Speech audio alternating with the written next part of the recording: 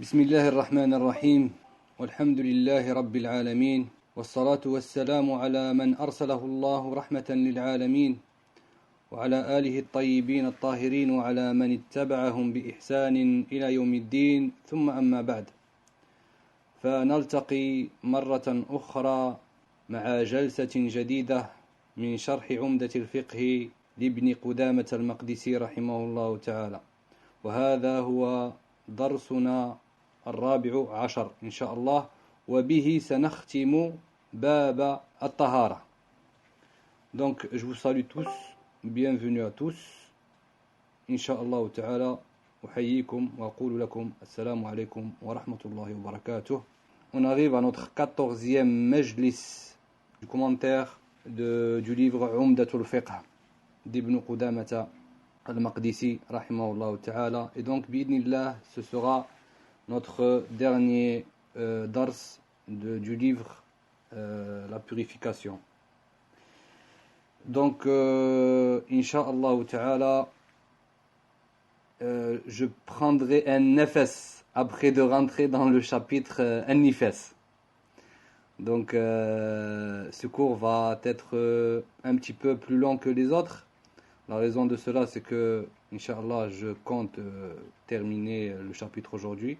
Comme ça, Inch'Allah ta'ala, je vous consulterai pour vous demander combien de temps désirez-vous prendre pour réviser, une semaine ou deux. Donc ce sera soit une semaine, soit 2 semaines pour réviser, et ça me laissera le temps de mettre tout sur ordinateur, Inch'Allah.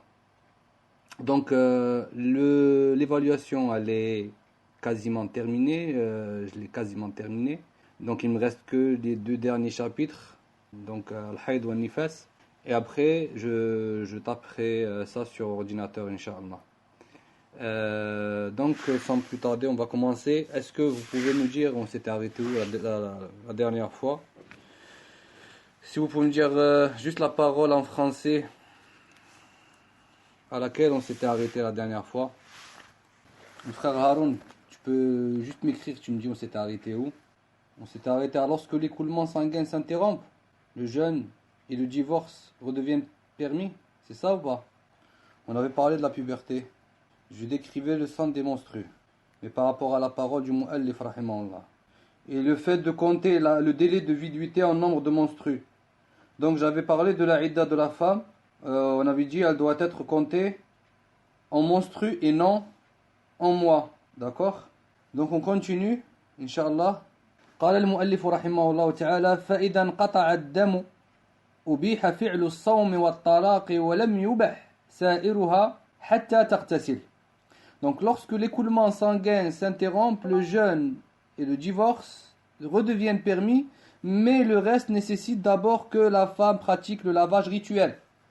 Donc si le sang arrête de couler, donc si le sang, par rapport ici, lorsque l'écoulement sanguin s'interrompt, le jeûne et le divorce redeviennent permis, mais le reste nécessite d'abord que la femme pratique le lavage rituel.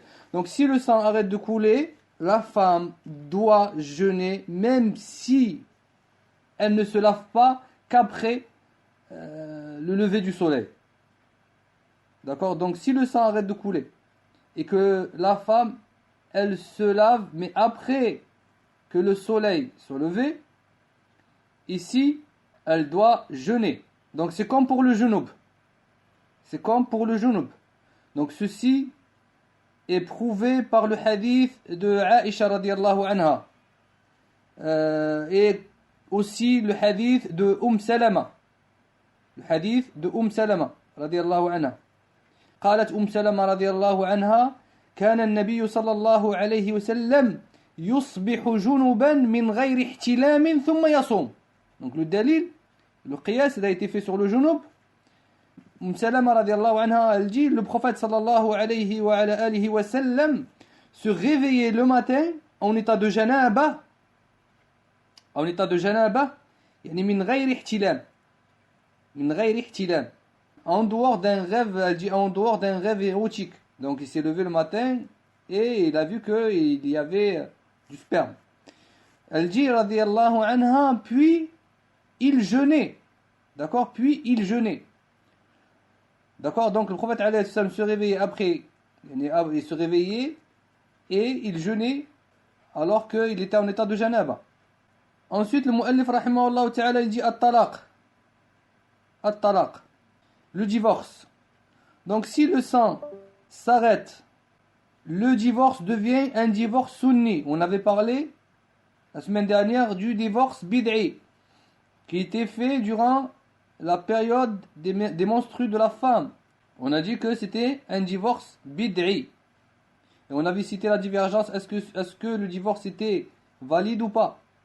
Donc, en dehors donc si le sang arrête de couler, donc le jeûne et le divorce redeviennent permis. Donc le divorce redevient sunni.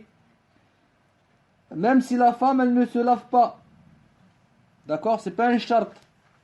Même si la femme, elle ne se lave pas. Si la femme, elle est pure, mais elle n'a pas pris son bain rituel et que l'homme la répudie, يقع الطلاق ولو أنها لم تغتسل يقع الطلاق.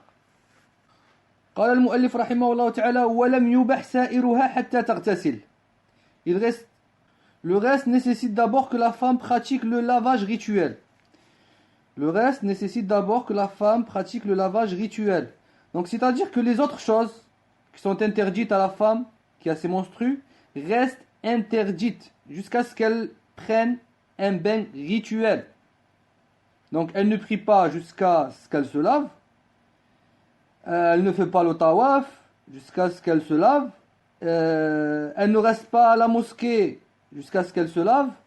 Donc lorsqu'il dit le reste nécessite d'abord que la femme pratique le lavage rituel, et il parle de cela le mu'allif rahimahullah ta'ala. ثم قال رحمه الله تعالى ويجوز الاستمتاع من الحائض بما دون الفرج لقول رسول الله صلى الله عليه وسلم اصنعوا كل شيء غير النكاح. En outre, il est permis de jouir de la femme durant sa période de menstru, en dehors de la pénétration vaginale, et ce conformément à la parole du messager d'Allah sallallahu alayhi wa sallam, pratiquer tout en dehors du coït. Donc c'est le jima'. Donc ceci nous l'avons vu la semaine dernière. Donc ça sert à rien de revenir dessus une deuxième fois.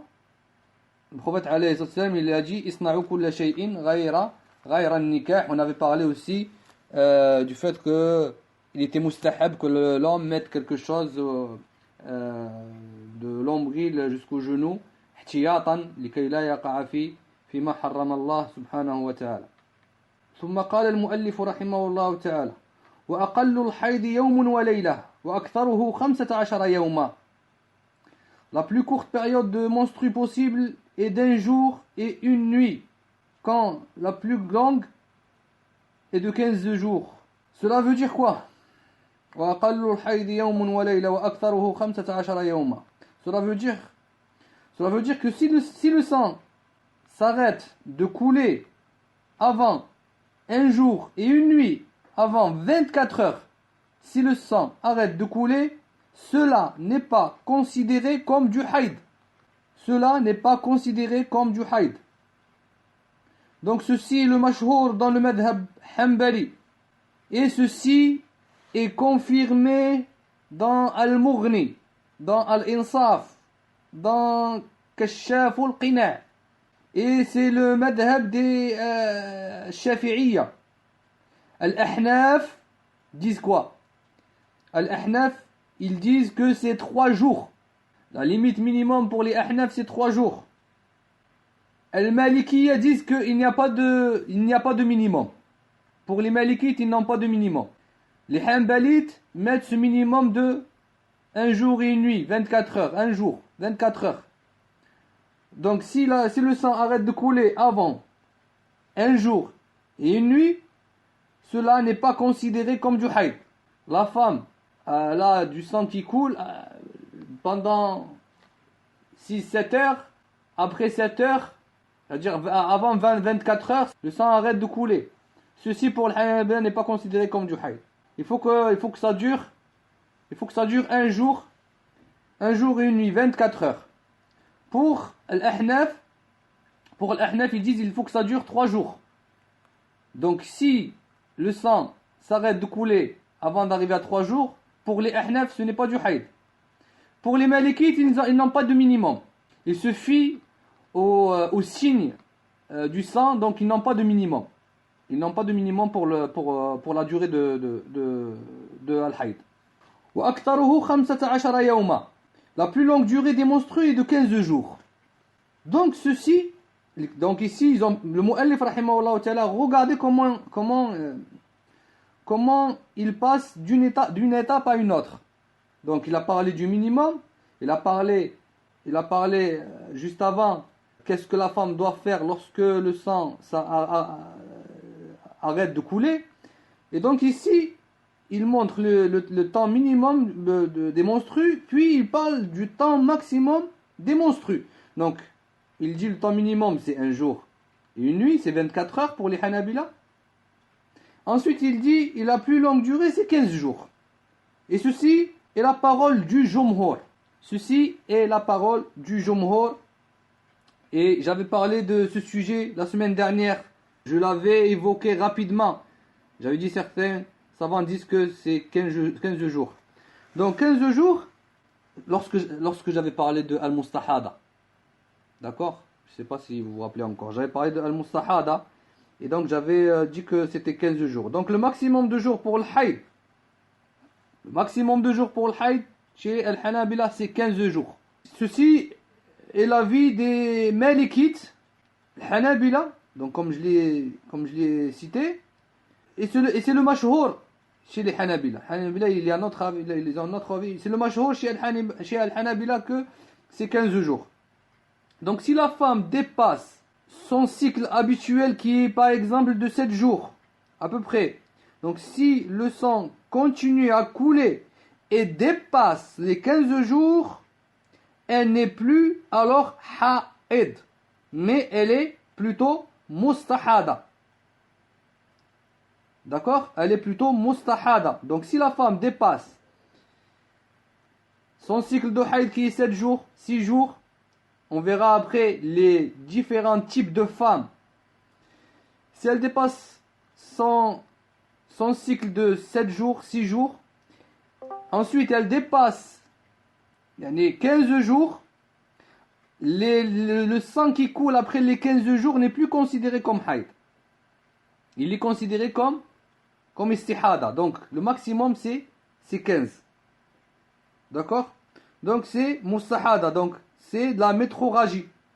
Donc après 15 jours, la femme, elle devient mustahada. Donc elle doit prier en faisant ses ablutions pour chaque prière, comme on l'a vu avec le hadith de Fatima bintu Abi Hubaysh. Prophète alayhi salam, il lui a ordonné de se laver et de faire sa prière, de faire ses ablutions afwan pour chaque prière, obligatoire. Donc, ceci est une obligation chez Al-Hanabila, Al-Shafi'iyya aussi, Al-Ahnaf, et c'est une recommandation chez Al-Malikiyya. Yani, عندهم mustahab. C'est-à-dire, quand je dis mustahab par rapport aux ablutions à chaque prière. Donc l'auteur, rahimahullah ta'ala, parle de la durée minimum du haïd qui est de 1 jour et une nuit, c'est-à-dire 24 heures. Et il parle de la durée maximum qui est de 15 jours. Au-delà de 15 jours, cela devient une métrorragie, d'un mustihada. مفهوم؟ ثم قال المؤلف رحمه الله تعالى وأقل الطهر بين الحيضتين 13 يوما ولا حد لأكثره. Donc ici, après avoir énuméré la durée minimum des menstrues et après avoir énuméré la durée maximum des menstrues, il parle ici de la période de purification et de sa durée. Donc il dit la plus courte période de pureté entre 2 cycles menstruels est de 13 jours. Et il n'y a pas de limite maximale. Après avoir cité la durée minimum et maximum du haïd, il passe à la durée minimum. Ici, il parle de la durée minimum de la purification de la femme entre deux menstrues. Et ce qu'il vient de citer, le mu'allif rahimahullah ta'ala ici, 13 jours, c'est le mashhour dans le madhab et ils se sont basés sur le hadith de Ali radiallahu anhu arda. Donc ils se sont basés sur le hadith de Ali radiallahu anhu arda أن امرأة جاءته وقد طلقها زوجها فزعمت أنها حاضت في شهر 3 حيض. Pourquoi ils disent 13 jours ici al-Hanabila? Donc une femme était venue voir elle était venue voir Ali radiallahu anhu arda. Elle avait déclaré, elle avait prétendu, elle avait avancé comme quoi son mari l'a répudiée et qu'elle avait eu ses règles 3 fois dans un mois. Donc elle a prétendu, elle a avancé, elle a dit j'ai dépassé ma période de viduité. J'ai eu 3 menstrues en un mois. هذه المرأة طهرت عند كل قرء وصلت. Donc cette femme-là, à chaque règle, après chaque règle, en fait, elle s'est purifiée, elle a pris un grand bain et elle a prié comme toutes les femmes.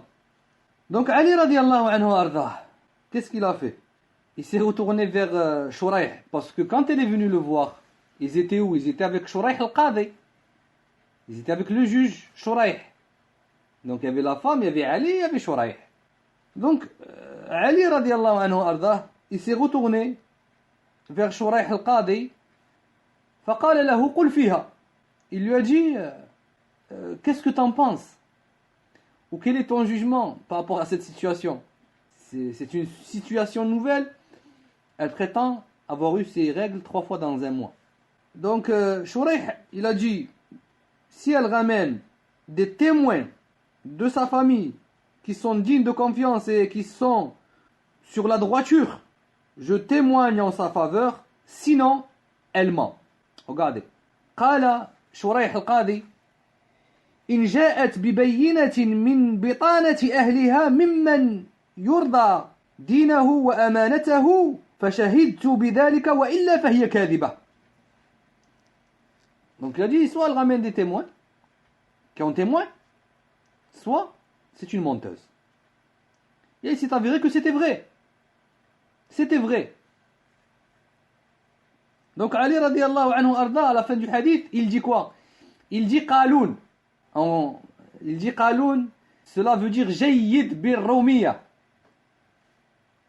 Donc il dit qaloun, ce mot, il n'est pas arabe, il est roumain. Il dit qaloun, ça veut dire tayyib, ça veut dire jayyid, cela veut dire très bien. Il a dit très bien.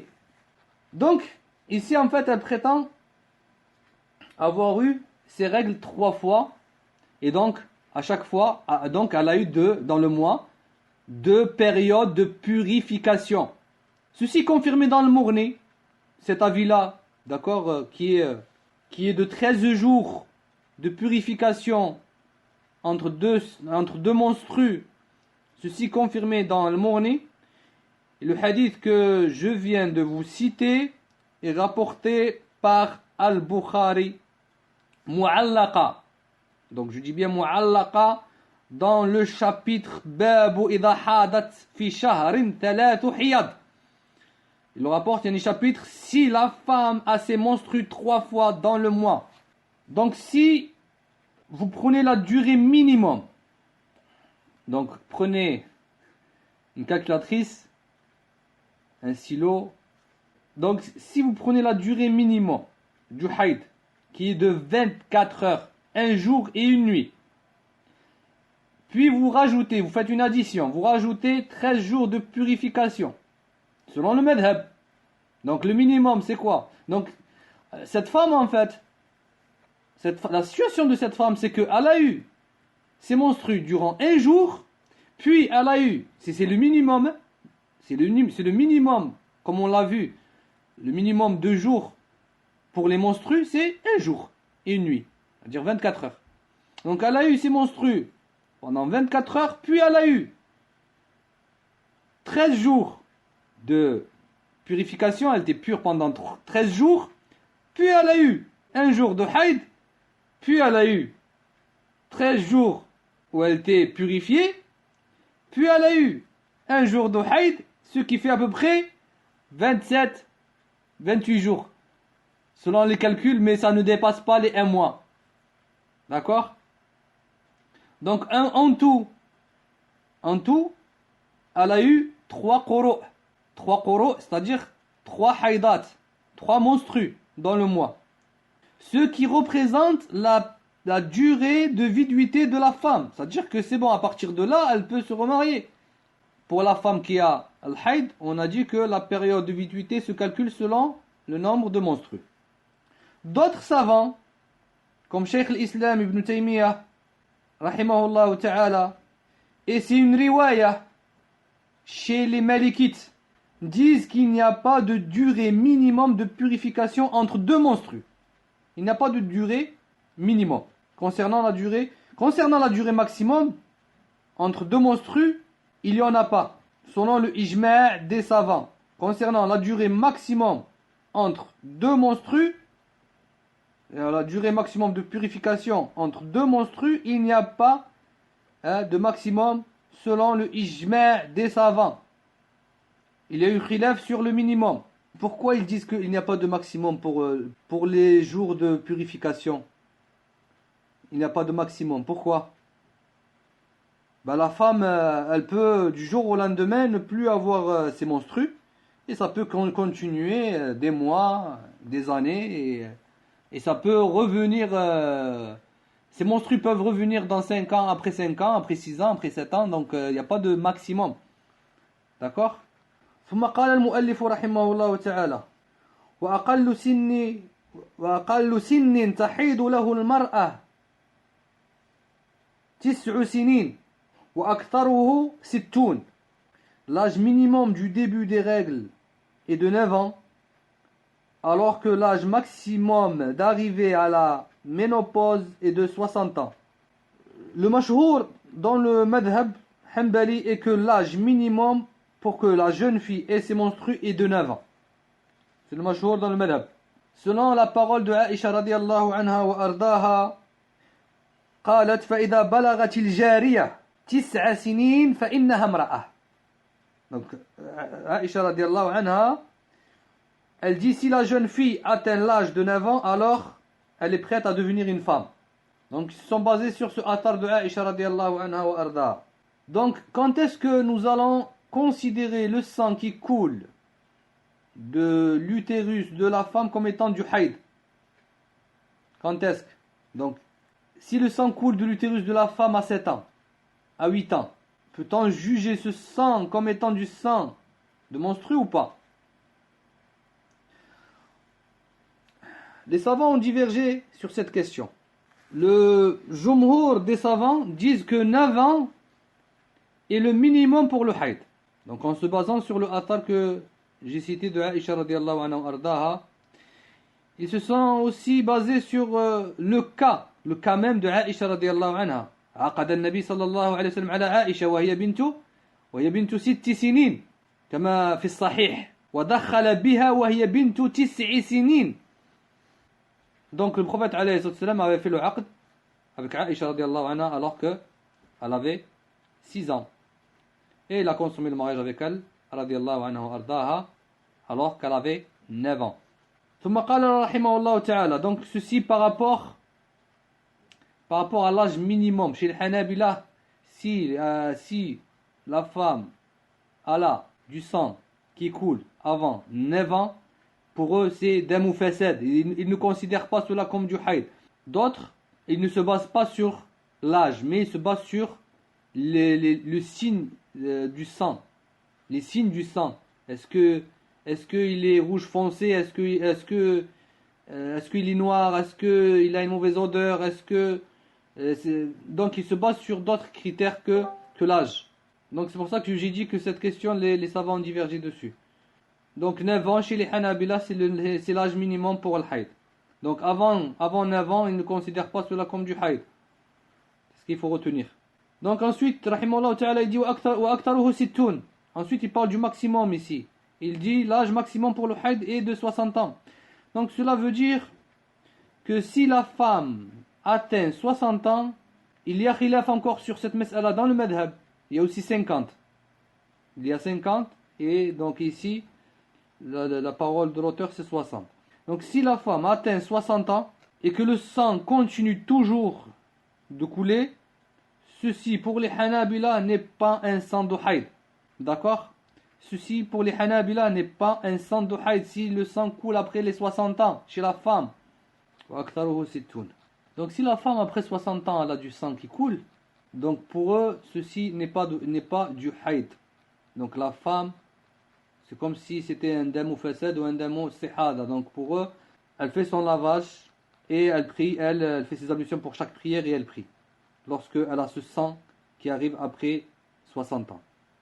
Donc pour eux, elle prie, elle jeûne, elle fait le tawa, elle fait donc adiya. Donc vu que le sang n'est pas un sang de haïd. Dans cette mas'ala, les savants ont deux avis. Donc le premier, et celui que je viens de vous citer, c'est-à-dire qu'après 60 ans, cela ne peut pas être un sang de monstru. Donc c'est un dam fasad, un dam qui est facide, qui est impur, donc, ou dam sihada, c'est un sang de métroragie. Le deuxième avis est que il n'y a pas d'âge limite pour al-haïd. Donc écoutez bien. Donc, on a vu le madhab, ce qui rapporte, c'est qu'à 60 ans, ils ont une limite dans l'âge. Donc ils ont 9 ans minimum, 60 ans, dans une riwaya 50 ans, 60 ans maximum pour al-haïd. Une autre version dit qu'il n'y a pas de maximum. On parle du maximum. Donc c'est pas mon tarjih à moi, mais c'est le tarjih des savants. Le tarjih, donc ils ont dit le sawab. Quand ils ont regardé par rapport à cette question de limite de 60 ans, ils n'ont pas trouvé de dalil. لم يجدوا دليلا يعتمدون عليه. Ils ont dit la plus juste des paroles, l'avis le plus juste est que il n'y a pas d'âge maximum pour al-istihada, car il n'y a aucun dalil, que ce soit dans le Coran ou dans la Sunna. Et ils se sont basés, rahimahumullah ta'ala, ils sont basés sur le dire de Sarah bint Haran, زوجة إبراهيم عليه السلام. قالت يا ويلتاه أألد وأنا عجوز وهذا بعلي شيخا إن هذا لشيء عجيب. Et subhanallah, ils sont basés sur ce verset. Dans Surat Hud, elle a dit quoi? Elle a dit malheur à moi, vais-je enfanter alors que je suis vieille et que mon mari, que voici, est un vieillard? C'est là vraiment une chose étrange. Al-Baghawi, rahimahullah ta'ala, dans son tafsir, qu'est-ce qu'il dit par rapport à ce verset? Il dit Sarah, elle avait 90 ans, selon Ishaq. Mujahid, il dit elle avait 99 ans. Et Ibrahim, alayhi salam, il avait 120 ans, selon Ishaq, et 100 ans, selon Mujahid. فضحكت فبشرناها بإسحاق ومن وراء إسحاق يعقوب. Donc on lui a annoncé la naissance d'Ishaq, et après Ishaq, Yaqub. Donc ceci prouve qu'elle a eu ses monstrues après 60 ans, vu qu'elle avait 90 ans, dans une version 99 ans. Donc elle avait ses monstrues. Donc c'est pour ça que le deuxième avis dit qu'il n'y a pas d'âge limite. Donc chez les Hanabila, dans une riwaya, et c'est l'avis du cheikh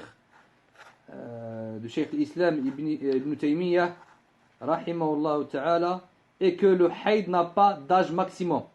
Donc l'avis, donc dans une version, et c'est l'avis du cheikh l'Islam Ibn Taymiyyah rahimahullah ta'ala, ils disent que l'âge maximum pour le haïd, il n'y en a pas.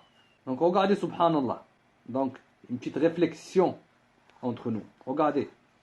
Comment peut-on juger une femme qui a 62 ans, qui a 65 ans, qui a 70 ans et qui a un cycle de menstrues normal, tout comme les femmes ont, qui est de 7 jours. Elles ont 75 ans, 70 ans et elles ont un cycle d'une femme, d'une jeune fille qui a 20 ans. Comment peut-on dire qu'elle n'est pas haïd alors qu'elle a un cycle régulier, avec les mêmes signes, avec tous les critères que le sang de menstru détient? Comment on peut dire non, elle n'est pas haïd? Donc comment, regardez, je vais encore plus loin, regardez. comment peut-on lui ordonner de compter ses jours de viduité en mois alors qu'elle a ses menstrues? Ajib. On l'a fait compter, on la met dans la catégorie d'IA-I7. C'est des femmes qui ont la ménopause alors qu'elle a ses règles. D'accord? Donc, comment on peut lui ordonner de compter ses jours de viduité en mois alors qu'elle a ses menstrues? Donc, lorsqu'elle divorce. Regardez, je vais encore plus loin. Comment peut-on lui ordonner de prier, de jeûner alors qu'elle a ses menstrues? Ajib. Donc, je vous ai montré la divergence qu'il y a entre les deux madhab. ثم قال المؤلف رحمه الله تعالى: والمبتدئة إذا رأت الدم لوقت تحيض في مثله جلست فإن انقطع لأقل من يوم وليلة فليس بحيض وإن جاوز ذلك ولم يعبر أكثر الحيض فهو حيض. La débutante, lorsqu'elle s'aperçoit d'un écoulement sanguin à un âge où il est probable que ce soit des menstrues, alors elle interrompra les adorations interdites à la femme en période de menstrues. C'est mal traduit. Très mal traduit, ça ne donne pas le sens de l'arabe. Pas du tout.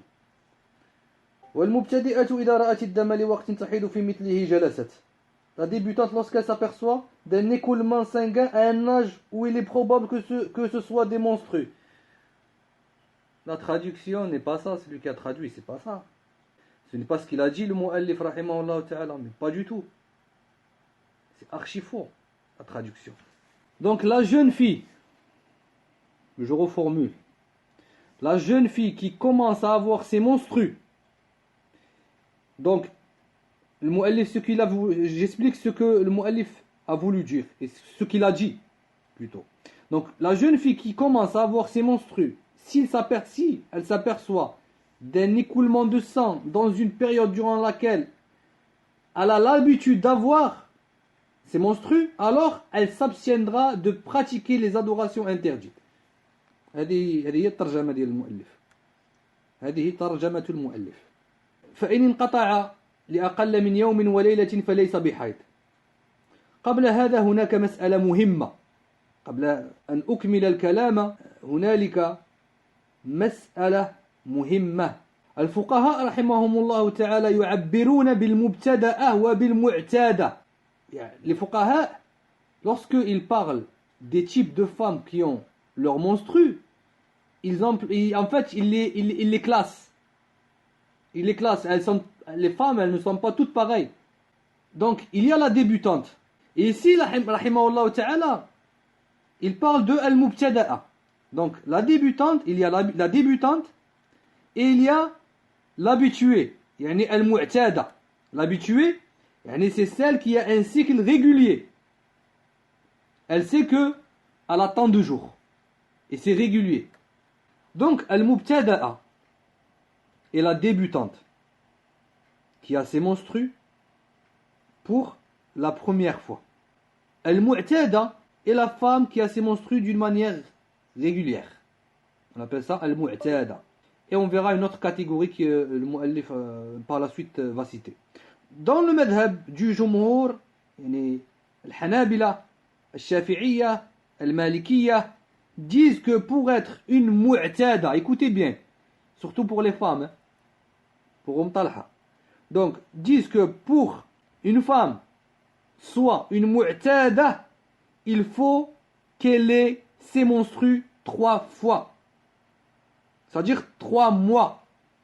Donc si la femme elle a ses menstrues 2 fois, ce n'est pas une mu'tada, elle est encore débutante, c'est une mubtada'a, c'est une mubtada'a. Il faut qu'elle ait, pour qu'elle soit mu'tada, il faut qu'elle ait 3 fois. Il faut qu'elle ait 7 jours de haïd. D'accord? Premier mois, deuxième mois, troisième mois. À partir de là, on va dire que c'est une mu'tada, donc elle sait que son cycle est régulier. Pour al-ahnaf, donc ce que je viens de citer ici, c'est la parole du jumhur, hanabila, shafi'iyya, al-malikiyya. Pour les ahnaf, ils mettent comme condition 2 menstrues, 2 mois. Les ahnaf mettent comme condition 2 mois. Donc si la femme, la débutante, qui a ses règles pour la première fois 7 jours, et le deuxième mois, elle a 7 jours, pour l'Ahnaf, ça y est, ça devient une mu'tada. Pour le Jumhur, il faut qu'elle l'ait 3 fois pour qu'elle devienne une mu'tada.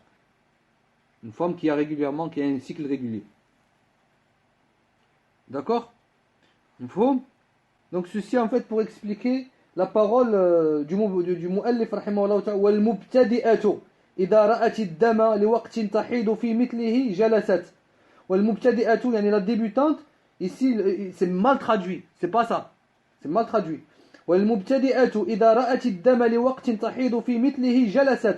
Donc ici la débutante, lorsque elle a du sang qui coule dans une période durant laquelle elle a l'habitude d'avoir ses menstrues, elle s'abstiendra de prier et de faire les adorations qui sont interdites à une femme durant ses menstrues.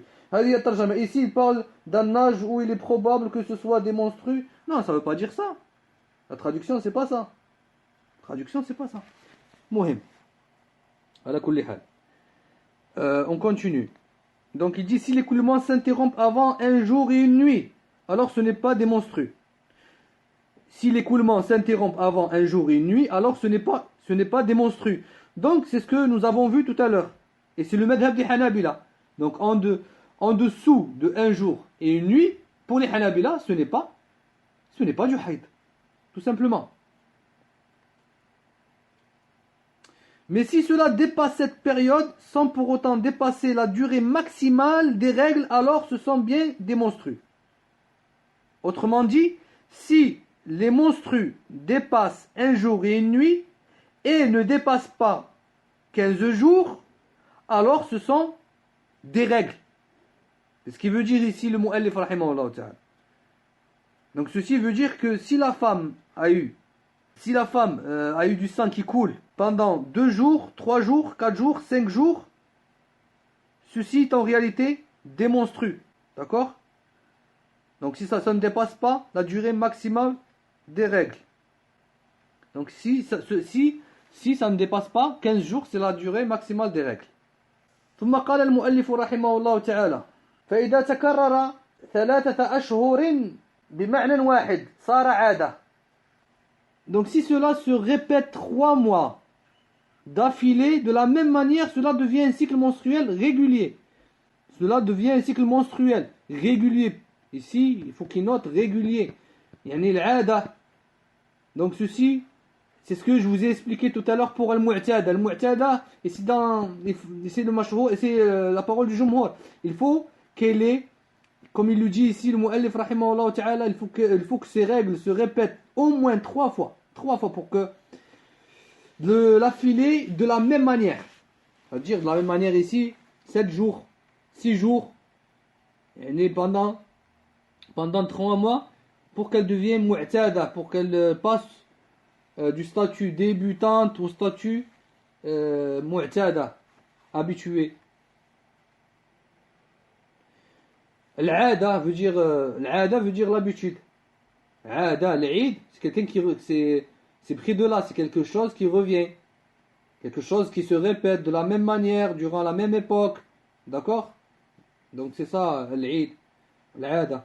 Pour que la femme passe, comme je vous l'ai dit, pour que la femme passe du statut de al-mu'tada au statut, pour que la femme passe du statut al-mubtada'a au statut al-mu'tada, il faut qu'elle ait ses menstrues de la même manière, durant la même époque, durant la même période, avec le même nombre de jours, pendant 3 fois, pendant 3 mois.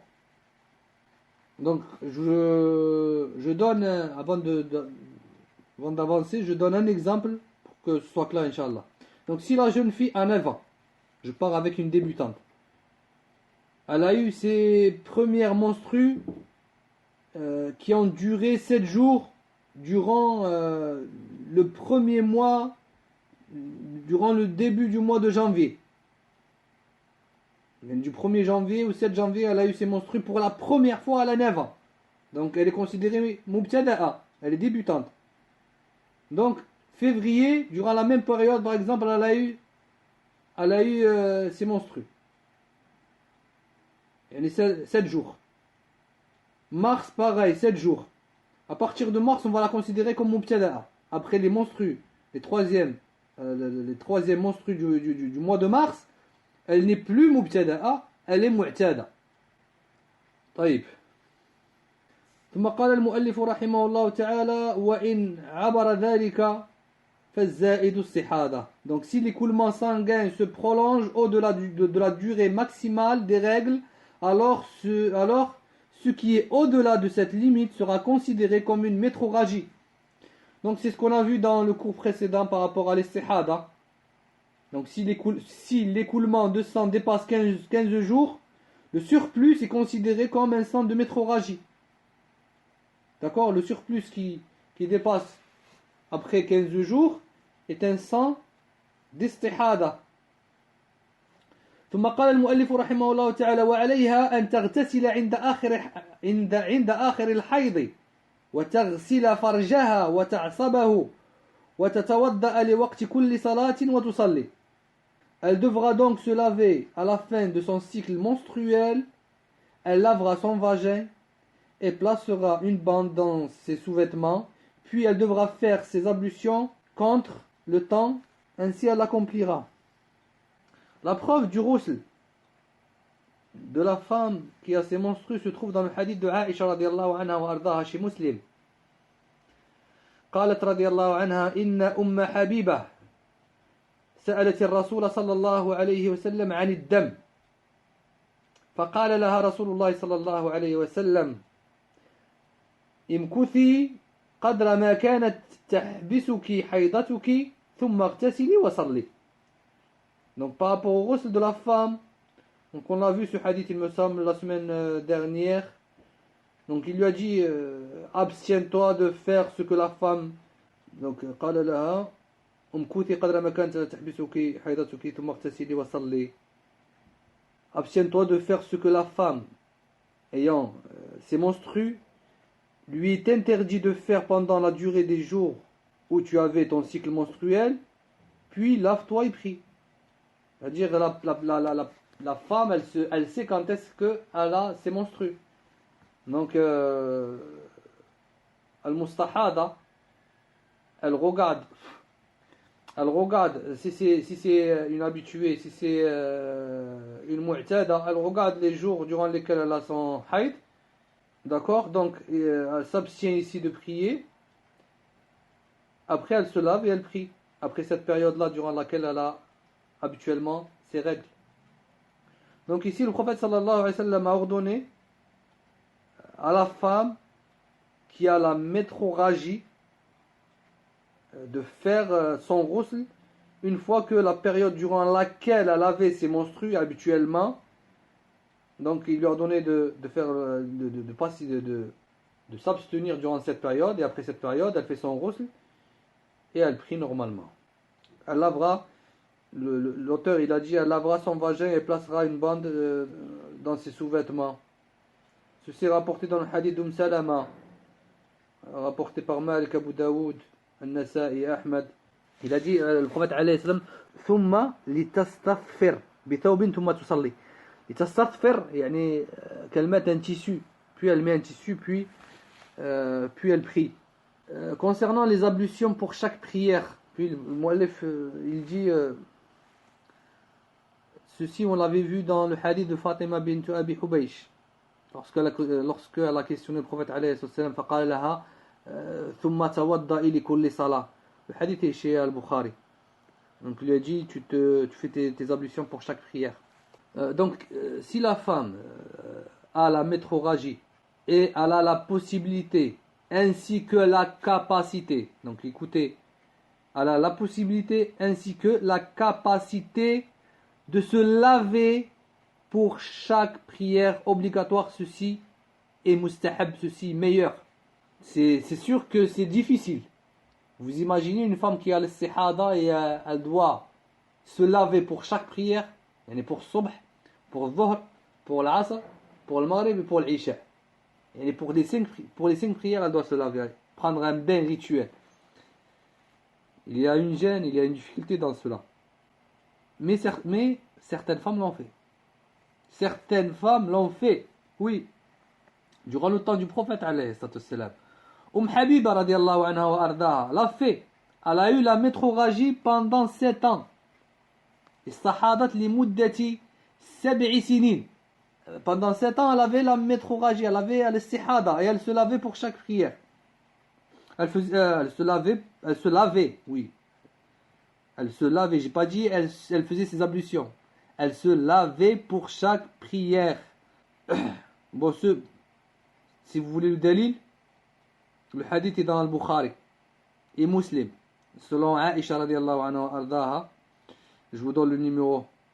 C'est dans le Bukhari numéro 327 et Muslim 334. Dans un hadith, le prophète sallallahu dans un autre hadith, le prophète alayhi salam a ordonné Fatima bint Abi Hubaysh, même que nous avons cité, à qui il avait dit fais tes ablutions pour chaque prière. Il y a une autre version, le prophète alayhi salam, il lui a dit fais le ghusl pour 2 prières obligatoires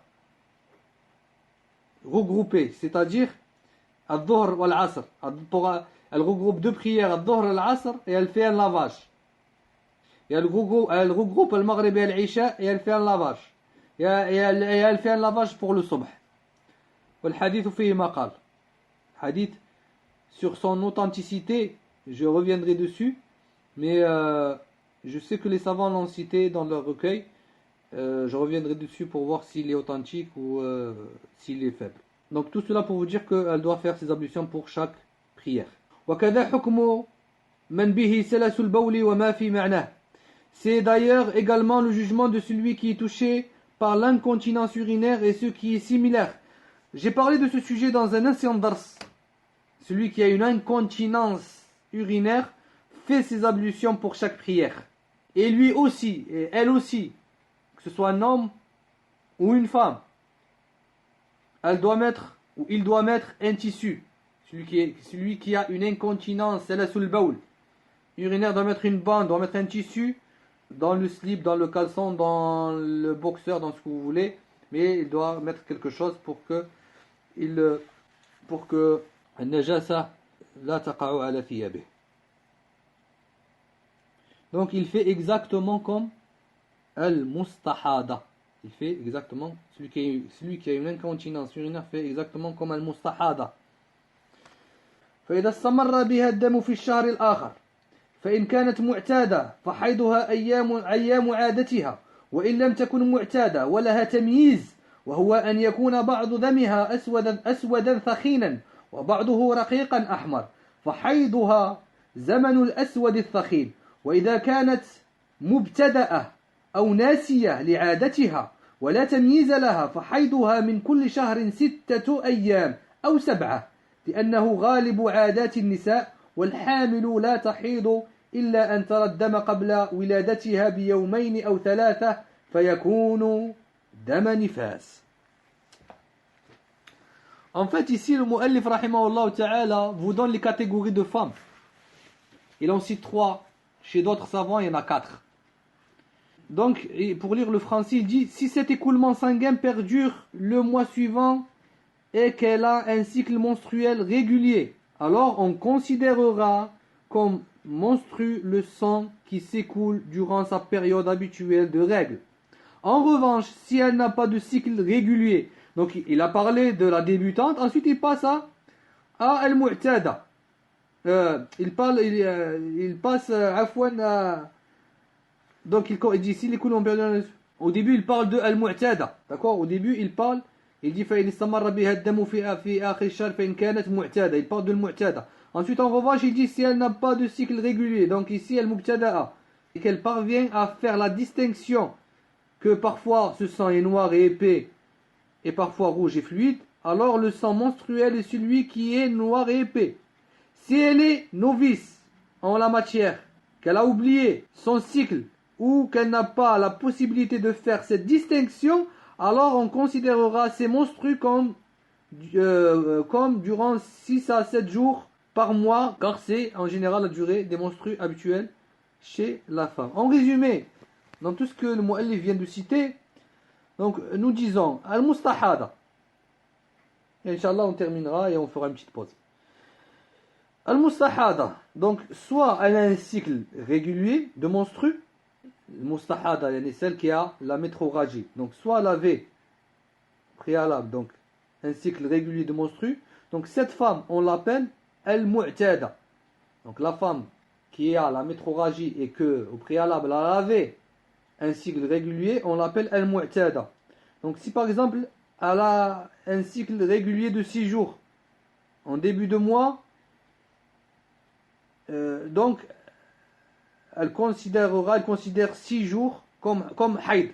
Et après les 6 jours, si le sang coule toujours, elle fait son ghusl et ses ablutions pour chaque prière, comme on l'a vu avec Fatima bint Abi Hubaysh. Donc le mu'tada, en fait, elle se base sur ce qu'elle a d'habitude.